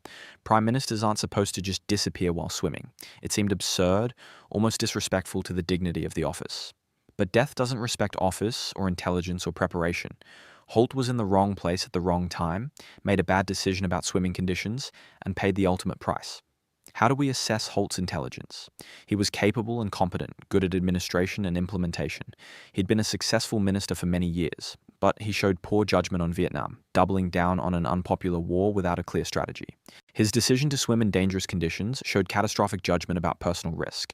Holt's legacy is complicated by the brevity of his prime ministership and the circumstances of his death. He served only 22 months. He didn't have time to implement a vision or leave a major policy legacy. He's remembered more for how he died than for what he achieved. Where does Holt rank? Middle to low. He was competent but not exceptional, capable but not visionary. His administrative intelligence was real, but he lacked the strategic thinking and political judgment that define great leadership. His death was tragic and bizarre, but it doesn't change the assessment that he was a capable deputy who might not have been quite ready for the top job. Number 18, John McEwen. So when Holt disappeared, John McEwen became caretaker prime minister. McEwen was leader of the Country Party and had been deputy prime minister. His 23 days as caretaker prime minister were unremarkable, but his long career reveals another type of intelligence often overlooked in politics: the intelligence of institutional power and strategic positioning. McEwen was born in Victoria in 1900 to a farming family. He served in World War I as a teenager, returned to farming after the war, and entered Parliament in 1934 representing the Country Party. He became a minister in various coalition governments and developed expertise in trade policy. McEwen's intelligence showed in his understanding of Australia's economic interests and how to use political leverage to advance them. As Minister for Trade, he negotiated trade agreements that benefited Australian agriculture and primary industries. He understood tariff policy, international trade relations, and how to use Australia's position to extract concessions from trading partners. McEwen was also ruthless about maintaining Country Party influence. Despite representing a smaller party than the Liberals, he ensured the Country Party held key ministries and wielded significant power in coalition governments. He used the Country Party's position as necessary coalition partner to punch above their electoral weight. When Holt disappeared, McEwen became caretaker PM by constitutional convention. The Liberal Party needed to select a new leader, but McEwen made clear that the Country Party wouldn't serve in coalition under certain Liberal candidates. This was extraordinary interference in another party's leadership selection, but it worked. The Liberals chose a candidate acceptable to McEwen. McEwen served 23 days, achieved nothing as Prime Minister because that wasn't his role, and handed over to the new Liberal leader. He remained Deputy Prime Minister and Trade Minister until his retirement in 1971. He died in 1980 at age 80. McEwen's intelligence was strategic and institutional rather than intellectual or visionary. He understood power dynamics, how to maximize his party's influence, and how to use leverage to achieve goals. This is a kind of intelligence that doesn't get much recognition but is extremely valuable in politics. Where does McEwen rank? Hard to assess because his prime ministership was purely caretaker, but his long career showed significant political intelligence in understanding power and using it effectively. He wasn't a leader in the transformative sense, but he was smart about protecting and advancing his interests and his party's interests. That counts for something, even if it's not the kind of intelligence that shapes nations. Number 19. John Gorton. And speaking of intelligence that doesn't always translate to political success, here comes John Gorton, a fighter pilot who brought military directness to politics and discovered that what works in a cockpit doesn't always work in Parliament. Gorton was smart in unconventional ways, but his leadership style alienated colleagues and ultimately destroyed his prime ministership. Gorton was born in 1911 in Melbourne, though he grew up partly in rural Victoria. He went to Oxford University studying history and performing poorly academically. He was more interested in flying planes and social life than books. He served as a fighter pilot in World War II, was shot down multiple times, and suffered serious facial injuries that left him scarred for life. After the war, Gorton entered politics, winning a Senate seat in 1949. He served in various ministries under Menzies and Holt, proving himself competent if unconventional. When Holt disappeared and McEwen made clear he wouldn't serve under certain Liberal candidates, Gorton emerged as an acceptable compromise. He became Prime Minister in January 1968. Gorton's intelligence was practical and independent-minded. He thought for himself, challenged conventional wisdom, and pursued policies he believed were right, regardless of political cost. He was a nationalist who wanted Australia to be more independent, both economically and in defence policy. He supported developing Australian manufacturing, opposed some foreign investment, and wanted Australia to have its own nuclear weapons capability. This independent thinking was admirable in some ways, but politically disastrous in others. Gorton didn't build consensus, didn't manage his colleagues carefully, and made enemies unnecessarily. He was accused of being autocratic, of making decisions without consulting cabinet, of being difficult to work with. Whether these accusations were fair or exaggerated, they cost him support within his own party. Gorton's prime ministership lasted until March 1971, when his own party forced him out. The Liberal Party room held a confidence vote on his leadership. It was tied. Gorton, as chairman of the meeting, cast the deciding vote against himself, effectively resigning. This was either an act of principled acceptance that he'd lost his party's confidence, or a dramatic gesture typical of his confrontational style. Where does Gorton rank? Middle of the pack. He was intelligent in his own way, capable of independent thinking, and willing to challenge orthodoxy, but he lacked the political intelligence to build support for his ideas or manage relationships with colleagues. He had vision, but not the skill to implement it. That's a limitation as significant as any lack of raw cognitive ability. Number 20, William McMahon. So, after Gorton's forced resignation, the Liberals chose William McMahon, who was arguably the least impressive Prime Minister Australia has ever had. McMahon's story is important because it shows that ambition and persistence without genuine ability can get you to the top, but can't keep you there or make you effective once you arrive. McMahon was born in Sydney in 1908 to a wealthy family. He went to Sydney Grammar School and the University of Sydney, where he studied law and economics. He was academically capable, graduating with honours.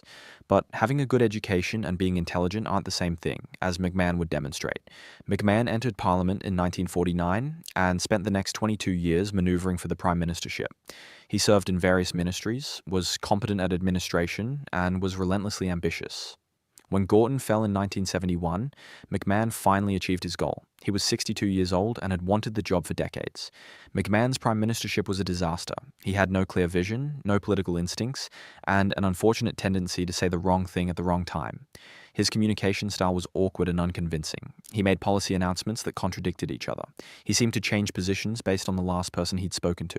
The problem wasn't that McMahon was stupid. He could understand policy details and grasp complex issues. But he had terrible judgment about politics, people, and communication. He couldn't inspire confidence or build support. After 21 months, Labor under Gough Whitlam defeated the coalition decisively in the 1972 election. Where does McMahon rank? Very low, possibly the lowest. He had formal intelligence but lacked practical political ability. He proved that ambition and persistence can get you to the top if you wait long enough, but they can't make you effective once you're there. His prime ministership was a failure by almost any measure. Number 21, Gough Whitlam. Now we come to someone who was undeniably brilliant, visionary, and transformative, but whose intelligence was undermined by political misjudgment that led to constitutional crisis. Gough Whitlam was probably the most intellectually sophisticated prime minister since Deakin, and his government's dismissal remains the most dramatic moment in Australian political history. Whitlam was born in Melbourne in 1916 to a middle-class family. His father was a public servant who became Commonwealth Crown Solicitor.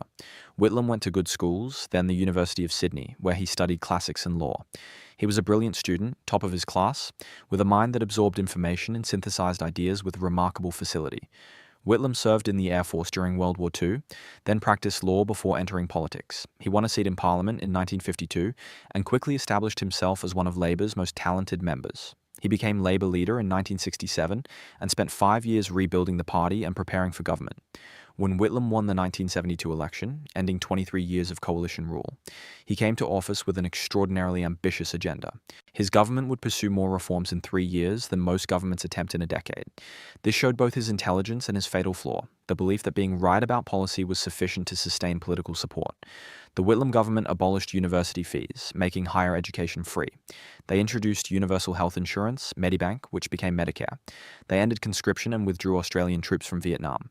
They recognized China diplomatically before the United States did. They passed the Racial Discrimination Act, began land rights processes for Indigenous Australians, and fundamentally changed Australia's relationship with Asia and the world. This was visionary nation building. Whitlam understood that Australia needed to modernize, to become more equal and inclusive, to engage with Asia rather than pretending to be a British outpost. His reforms shaped contemporary Australia in fundamental ways. Almost everything progressive about modern Australia has roots in the Whitlam government. But Whitlam's intelligence didn't extend to political management or economic policy. His government spent money it didn't have, created deficits during an inflation, and seemed to think that good intentions excused poor execution. When the global oil crisis hit in 1973, creating stagflation worldwide, the Whitlam government struggled to respond effectively. More problematically, Whitlam didn't manage the Senate, which the coalition controlled. When the Senate refused to pass budget legislation in 1975, blocking supply and threatening to force the government to shut down, Whitlam refused to call an election. He believed the Senate had no right to block supply, that it was unconstitutional and illegitimate. He was probably morally correct about this, but he was politically naive. The Governor-General, John Kerr, intervened. On November 11, 1975, Kerr dismissed Whitlam as Prime Minister, appointed Malcolm Fraser as caretaker Prime Minister, and called an election. This was the most controversial use of vice-regal power in Australian history. Whitlam was furious, his supporters were outraged, and the dismissal remains divisive decades later. In the subsequent election, the coalition under Fraser won in a landslide. Whitlam remained Labour leader, and lost again in 1977 before resigning. He left politics in 1978 and spent the rest of his life as an elder statesman and cultural figure. He died in 2014 at age 98. How do we assess Whitlam's intelligence? He was exceptionally bright, widely read, articulate, and visionary. His understanding of what Australia needed to become was sophisticated and largely correct. His reforms were intelligent and transformative, but he lacked political judgment about managing the Senate, economic policy during crisis, and the limits of constitutional convention. He thought being right was enough, and it wasn't. Where does Whitlam rank? Very high on intellectual ability and vision, lower on political intelligence and judgment. He changed Australia permanently, but couldn't sustain power. That's a significant achievement marred by significant failures. He was brilliant, but not quite wise enough to translate brilliance into sustained success. Number 22, Malcolm Fraser. Fraser, who became Prime Minister through the dismissal, was a completely different type of intelligence. He was strategically ruthless, politically calculating, and willing to use any available power to achieve his goals. Whether this made him smart or just opportunistic is an interesting question. Fraser was born in 1930 to a wealthy pastoral family in Victoria. He went to Melbourne Grammar and Oxford University, where he studied politics and economics. He was academically capable and came from a background of privilege and confidence. He entered Parliament in 1955 at age 25 and quickly rose through Liberal ranks. Fraser served in various ministries and became Liberal leader in 1975. When the opportunity arose to block supply and force Whitlam from office, Fraser took it. This required political ruthlessness and strategic calculation. Fraser gambled that the Governor-General would dismiss Whitlam rather than grant an election, and the gamble paid off. As Prime Minister from 1975 to 1983, Fraser was competent but not visionary. He pursued conservative economic policies, maintained the American alliance, and provided stable government. His major achievement was accepting Vietnamese refugees after the fall of Saigon, showing more humanitarian concern than his conservative reputation suggested. Fraser's intelligence was primarily strategic and political rather than intellectual. He understood power, how to get it, and how to use it. But he didn't have a transformative vision for Australia or pursue major reforms. He was a good manager during difficult economic times, but not a great leader. Where does Fraser rank? Middle range. He was smart about politics and power, but not particularly insightful about policy or vision. He achieved his goal of becoming Prime Minister through strategic calculation, governed competently, and left office having maintained stability without achieving greatness. Number 23, Bob Hawke. And now we come to someone who combined intelligence, charisma, and political skill in ways few Australian politicians have matched. Bob Hawke was a Rhodes Scholar who could drink beer with workers and negotiate with business leaders, a brilliant mind who connected with ordinary Australians, and one of the most successful prime ministers in Australian history. Hawke was born in South Australia in 1929 to a Congregational minister father. He went to the University of Western Australia, where he excelled academically and was student council president. He won a Rhodes Scholarship to Oxford, where he completed a degree in economics. He was academically brilliant, but also gregarious and charismatic.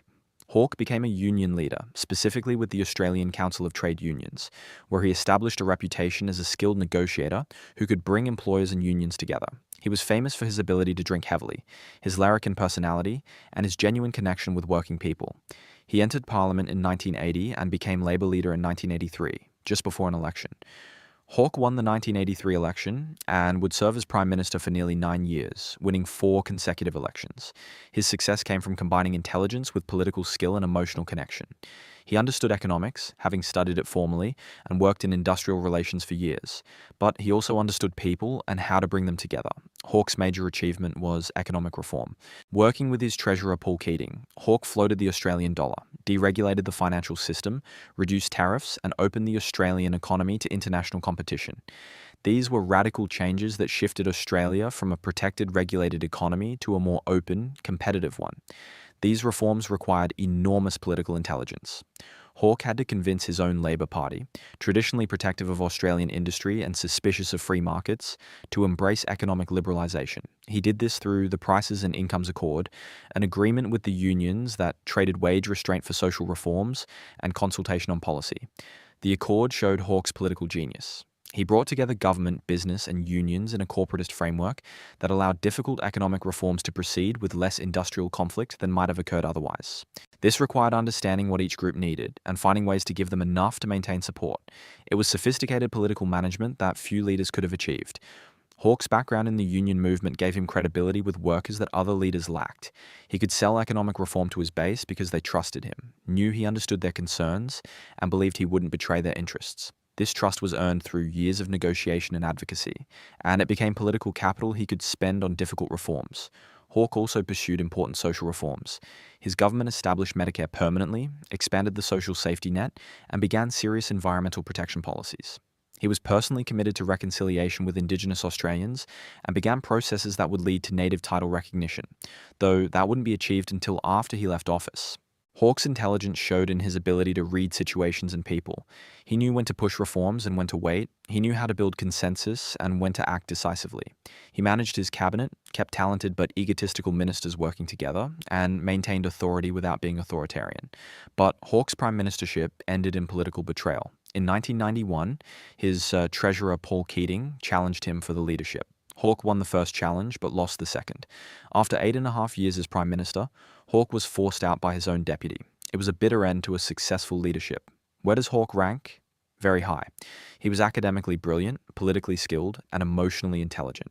He combined cognitive ability with people skills in ways that made him extraordinarily effective.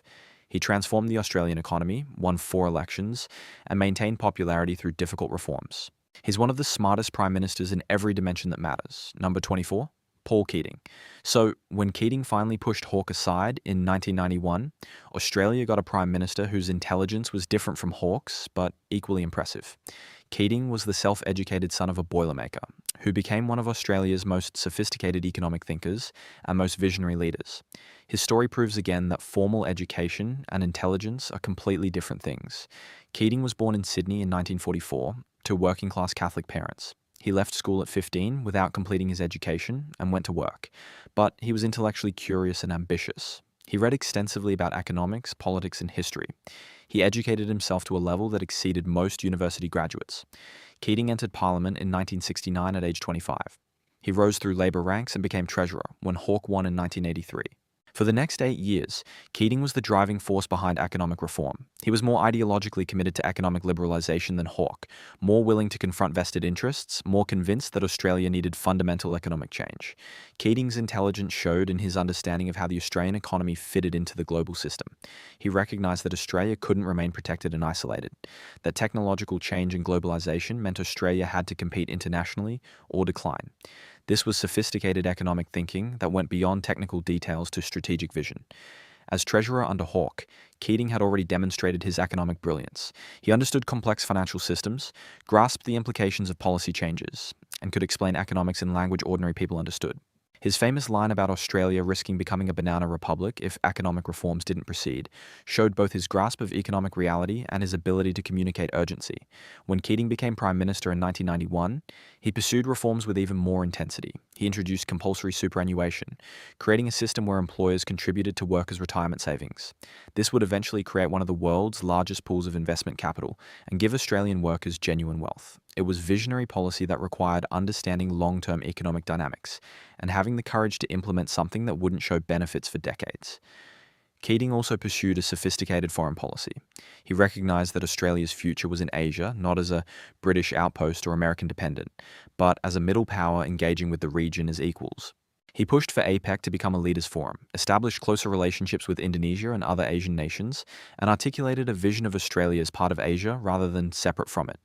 His most important domestic achievement was probably the Native Title Act, recognizing Indigenous land rights following the Mabo High Court decision. This was morally necessary and politically courageous. Keating's Redfern speech in 1992, acknowledging the truth of colonization and its impact on Indigenous Australians, was the most honest and powerful statement about this issue from any Australian Prime Minister. But Keating's intelligence had limitations. He was arrogant and combative, unable to suffer fools, and unwilling to pretend respect for people he considered inferior. He made enemies unnecessarily, attacked opponents brutally, and seemed to take pleasure in humiliating people. This was politically stupid, even if it was personally satisfying. Keating also struggled to connect with ordinary Australians the way Hawke did. He was interested in economic reform, foreign policy, and cultural transformation. He seemed less interested in the everyday concerns of suburban families. He could be dismissed as an elite or intellectual, even though he'd come from working-class background and never attended university. In 1996, the coalition under John Howard defeated Keating's government. Keating's reforms had created economic anxiety and social dislocation. His vision for Australia was sophisticated, but made many people uncomfortable. Howard offered comfort and conservatism, and voters chose it. Where does Keating rank? Extremely high on intellectual achievement and vision. His economic understanding was sophisticated, his foreign policy thinking was strategic, and his reforms were transformative. But he lacked the political touch that Hawke had, the ability to make people comfortable with change. He was brilliant, but not always wise about how to sustain political support. Still, his intelligence across multiple dimensions, policy, strategy, communication, was exceptional for someone with minimal formal education. Number 25, John Howard. Howard, who defeated Keating, represented yet another kind of intelligence. The intelligence of knowing what ordinary people want and giving it to them consistently for over a decade.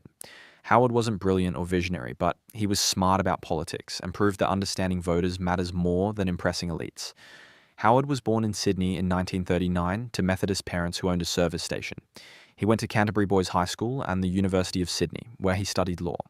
He was a good student, but not exceptional, conventional in his thinking, and conservative in his politics. Howard entered Parliament in 1974 and served as Treasurer under Fraser. He became Liberal leader in 1985, but lost the 1987 election badly and was replaced as leader in 1989. Most people thought his political career was over, but Howard returned as leader in 1995 and won the 1996 election. Howard would serve as Prime Minister for 11 years, winning 4 elections. This made him the second longest serving Prime Minister after Menzies. His success came from understanding what he called the battlers, working and middle-class Australians who wanted economic security, social stability, and government that didn't challenge their values or make them feel uncomfortable. Howard's intelligence was primarily political intuition. He understood Australian conservatism, the desire for stability and continuity, the suspicion of rapid change. He gave people tax cuts, economic growth, and reassurance that their way of life was valued. He didn't pursue grand visions or transformative reforms. Howard did show strategic intelligence on some issues. After a mass shooting in Tasmania in 1996, he pushed through strict gun control laws despite opposition from rural conservatives. This took courage and showed he could act decisively when necessary. His government also introduced a consumption tax, the GST, which was economically sensible but politically risky. But Howard's legacy is complicated by his approach to asylum seekers and multiculturalism. His government took a hard line on unauthorized maritime arrivals, implementing policies that were effective at stopping boats but morally questionable. He seemed to encourage conservative social attitudes that Keating had challenged. Whether this was smart politics or poor leadership depends on your values. Where does Howard rank? Middle to high on political intelligence, lower on vision and moral leadership. He understood how to win elections and maintain power. He provided stable government during a period of economic growth. But he didn't leave transformative reforms or articulate an inspiring vision for Australia's future. He was smart about what he was trying to do, which was maintain conservative stability. But that's not the same as being a great leader. Number 26 to 31. The recent prime ministers, the final 6 prime ministers, from Kevin Rudd in 2007 to Anthony Albanese today, represent a period of political instability where intelligence didn't translate to sustained leadership. Let's move through them more quickly because their stories are recent and still unfolding. Kevin Rudd was a Mandarin-speaking diplomat and Rhodes Scholar, probably the most academically credentialed prime minister since Whitlam. He was clearly intelligent in conventional terms, but he was also a terrible manager who alienated his colleagues and was removed by his own party after less than 3 years. Intelligence without the ability to work with people isn't enough. Julia Gillard, who replaced Rudd, was intelligent and capable, but led a minority government in impossible circumstances. She negotiated significant reforms, including the National Disability Insurance Scheme and education funding reforms, but was undermined constantly by Rudd's supporters. She showed political skill in managing a minority parliament, but couldn't overcome the circumstances of how she became prime minister. When Rudd returned for a second brief term in 2013, before losing to Tony Abbott, it confirmed that raw intelligence isn't enough if you can't manage relationships or build lasting support. Abbott was intelligent in certain ways, a Rhodes Scholar who'd studied philosophy and politics, but his prime ministership was marked by poor judgment, inconsistent policy, and an inability to articulate a positive vision. He was removed by his party after just 2 years. Malcolm Turnbull, who replaced Abbott, was arguably the most intellectually gifted prime minister in recent times. He was a successful lawyer and businessman, articulate and sophisticated, but he was constrained by his Conservative Party and couldn't pursue the progressive policies he believed in. Intelligence without political freedom to act is frustrating and ultimately ineffective. Scott Morrison's intelligence was primarily political, understanding how to manage perceptions and win elections. But his government struggled with major crises, climate change policy, and the pandemic response revealed limitations in his leadership. Anthony Albanese, the current prime minister, is still too recent to assess fully. Early indications suggest competence and pragmatism rather than brilliance or vision, but history's judgment will come later, the ranking and the reveal. So, after examining every Australian Prime Minister from 1901 to today, who was the smartest? If we're measuring raw cognitive ability, academic achievement, it's probably Menzies, Whitlam, or Keating. If we're measuring political skill, it's Hawke, second-term Menzies, or Curtin. If we're measuring transformative vision, it's Whitlam, Keating, or Chifley. But if we're measuring the kind of intelligence that actually matters most in leadership, the ability to make the right decisions at the right time when everything's at stake, the ability to see what needs to be done and have the courage to do it, the kind of wisdom that transcends credentials and education, then the answer is clear. The smartest Australian Prime Minister was John Curtin. Think about what Curtin achieved with what he had. He barely finished primary school. He struggled with alcoholism and anxiety. He had no natural charisma or commanding presence. By conventional measures, he shouldn't have been a great leader. But when Australia faced existential threat, when the nation could have been invaded and conquered, Curtin made the right decisions. He recognised that Britain couldn't and wouldn't protect Australia. He pivoted to America at exactly the right moment. He stood up to Churchill when Churchill would have sacrificed Australian security for British interests. He held the nation together through its darkest hours. This wasn't luck. It was judgment, strategic clarity, and the courage to act on his convictions despite enormous pressure. Curtin understood what mattered and made decisions based on that understanding rather than on politics, convention, or what was comfortable. Curtin also demonstrated extraordinary emotional intelligence. He managed the American alliance without being subservient. He maintained Labour Party unity despite internal tensions. He communicated with Australians in ways that built confidence and resolve. He did all this while working himself to death, literally sacrificing his health and life for the nation. Compare Curtin to the others. Menzies was more educated but failed catastrophically in his first term because he couldn't connect with people. Whitlam was more visionary but lacked the political judgment to sustain power. Hawke was more charismatic but didn't face the same existential stakes. Keating was equally brilliant about economics, but didn't have to navigate the same kind of crisis. Curtin proved that intelligence in leadership isn't about credentials or education. It's about judgment, courage, and the ability to see clearly when others are confused. It's about making decisions that work, even when they're difficult or unpopular. It's about understanding what truly matters and acting on that understanding. The smartest prime minister was a self-educated former journalist who barely finished primary school, who struggled with personal demons, who worked himself to death at age 60. He saved Australia through superior judgment and moral courage. That's a kind of intelligence that transcends any academic achievement or formal credential. And that's the real lesson here. Intelligence in political leadership isn't one thing. It's judgment, courage, emotional connection, strategic thinking, and the ability to act decisively when it matters most. Different prime ministers excelled in different dimensions. But when you combine all the dimensions that actually matter in crisis, when you measure who made the right decisions at the most critical moments, Curtin stands alone. So there you have it. 2 hours examining every Australian prime minister, and the answer was the one most people wouldn't guess. Not the Rhodes scholars or university graduates or brilliant legal minds. The self-taught Labor man who saved Australia when it mattered most. Intelligence without credentials, wisdom without degrees. Leadership when it counted. That was John Curtin, Australia's smartest Prime Minister.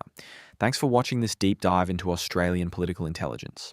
If you enjoyed it, leave a comment about which Prime Minister surprised you most. History remembers credentials, but intelligence shows in decisions. And sometimes the smartest person in the room never finished school.